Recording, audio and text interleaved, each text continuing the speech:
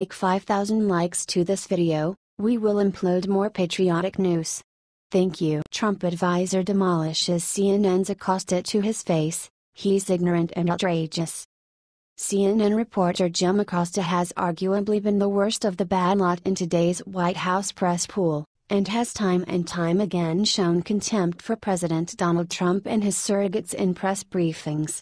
Reacting to details about President Trump's merit-based immigration policy, Acosta once again went too far, prompting Trump advisor Stephen Miller to publicly berate him in a memorable way. Acosta began by claiming to Miller and the other reporters, "What you're proposing, or what the president is proposing, does not sound like it's in keeping with American tradition when it comes to immigration." He added, "Can't people learn how to speak English when they get here?" He then suggested that Trump only wants immigrants who hail from Great Britain and Australia. Miller then slammed him, saying, "I honestly have to say I am shocked at your statement that you think that only people from Great Britain and Australia would know English. It reveals your cosmopolitan bias to a shocking degree."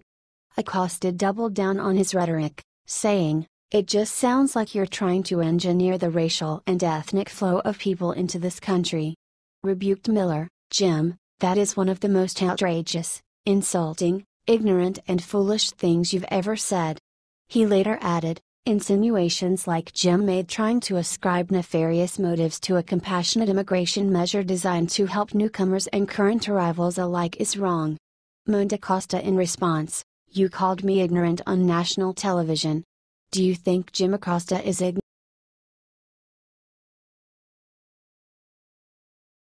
Liberal outlets plead to make it illegal for white men to vote. First the Huffington Post, and now Affinity magazine. Over and over again, liberal outlets are suggesting that white men must be punished for slavery by losing the right to vote. It won't be long until this becomes a mainstream liberal opinion.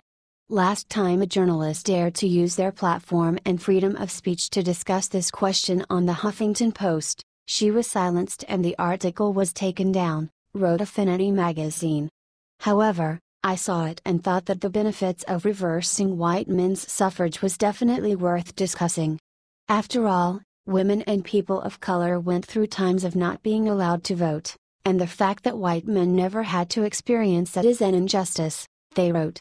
Despite the fact that we are given the illusion of democracy today, even though in reality the Electoral College decides our future for us, do oppressors of minorities and women deserve to choose to continue our oppression? Or should we help them by withdrawing the right to vote from them for a while until we can truly get on the same page and connect?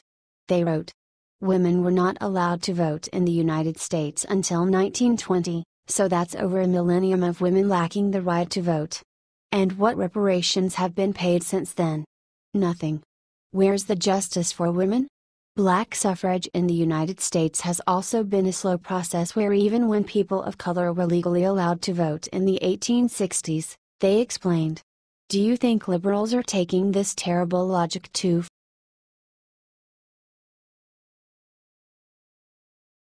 Stephen Miller humiliates CNN's Jim Acosta in front of everyone. Your cosmopolitan bias is shocking. President Trump said Stephen Miller took the stand and completely humiliated CNN's Jim Acosta. Acosta tried to imply that him and the president were racists because they are preferring English-speaking immigrants. However, Jim Acosta ended up being called out by Miller for the really racist implications in his questions. First, Miller called him out for seemingly not being able to distinguish between legal immigration and illegal immigration. Surely, Jim, you don't actually think that a wall affects green card policy? You couldn't possibly believe that, do you? Actually, the notion that you actually think that immigration is at a historic low, the foreign-born population of the United States today. Do you really, Jim? I wanna be serious. Do you really at CNN not know the difference between green card policy and illegal immigration? Said Miller. Sir, my father was a Cuban immigrant. He came to this country in 1962, right before the Cuban Missile Crisis, and obtained a green card. Yes. They may learn English as a second language later on in life. But this whole notion that they have to learn English before they get to the United States, Are we just gonna bring people in from Great Britain and Australia? Said Acosta. Miller completely crushed him for saying this. Jim, actually, I have to honestly say, Miller mocked, I am shocked at your statement that you think only people from Great Britain and Australia would know English. It reveals your cosmopolitan bias to a shocking degree that in your mind, no, this is an amazing moment,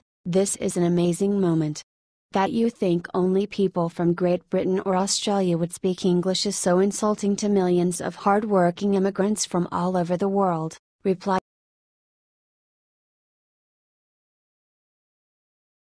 Breaking NAACP just warned black people not to go to one Midwestern state. During the past few years, hysteria has been building up among liberals, who want the entire earth to be a safe space where they never hear an opinion that is different than their own. It has gotten to such a point of absurdity that the NAACP just put out a warning for African Americans to stay away from an entire non-blue state.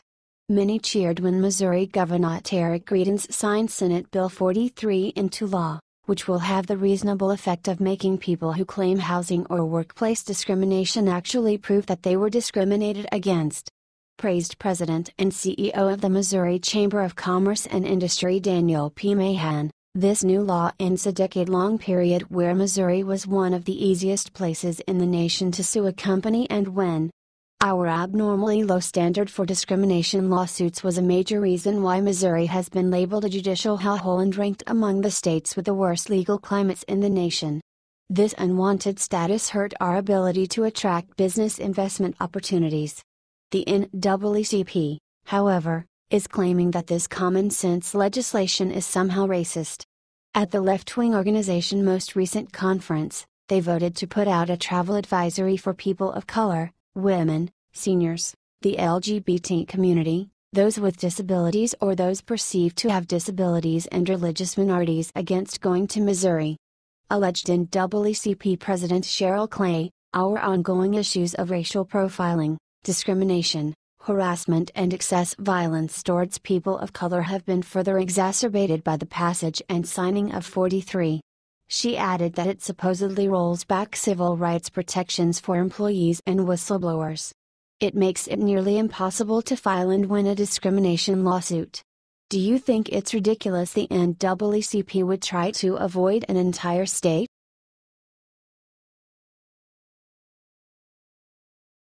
Rush just shut down libs who lied about Trump calling White House a dump. Liberals and anti-Trump Republicans are always looking for a fresh angle to smear President Donald Trump and make people turn against him.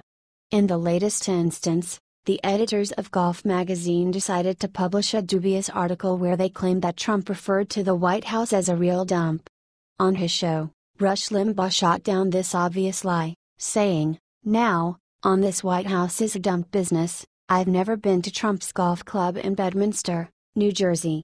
The story is at thehill.com, where they report members at his Bedminster, New Jersey golf club that the White House is a real dump. He continued, "I just can tell you this. I was at the White House, Catherine and I were at the White House on March 23 for about 5 hours. Before we sat down and had dinner, Trump gave us a tour of the White House and the residence. I had been there before, and I didn't quite know how to handle that." Rush detailed, "I've been there a number of times but I don't think President Trump knew that. And so when he said, 'Rush, have you seen this?' And of course I had, no matter what it was he was showing, I said, 'Never with you, sir.' And he remained enthusiastic." Limbaugh refuted Golf magazine's claim once and for all, saying, "But here's the point.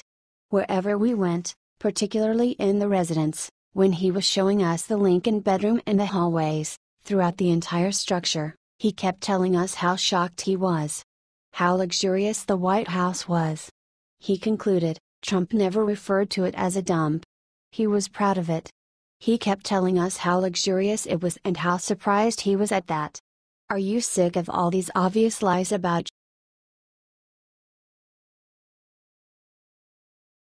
Prison time is coming. Mysterious man just made huge warning to Pelosi. Given all the corruption that Congresswoman Nancy Pelosi has been connected to as currently Democratic Minority Leader of the House and former House Speaker, it's remarkable that she has not gone to prison already. There are evidently no shortage of people who agree. Rep. Pelosi got a shocking wake-up call recently when an unidentified man confronted her about the time behind bars that he claims is awaiting her. According to a video that surfaced on the YouTube channel called Conservative Merkins, a man carrying a camera got Rep. Pelosi as she was walking by him. "Nancy," he said to her. Pelosi surprisingly recognized her name and turned to face him. "Hi," she answered.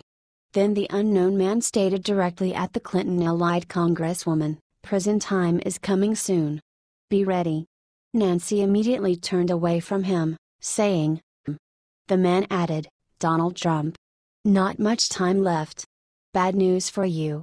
In the video, the unidentified man never spelled out what he meant specifically when he said that Rep. Pelosi was headed for a prison term. Some commenters applauded the video, with one commenter saying, "Bring a black purse and shoes to match your orange jumpsuit, Nancy." Another, however, did not seem pleased by the video and wrote, "A little creepy. I prefer it when we don't act like the left." What's your take on the video? Do you think Pelosi is headed to prison?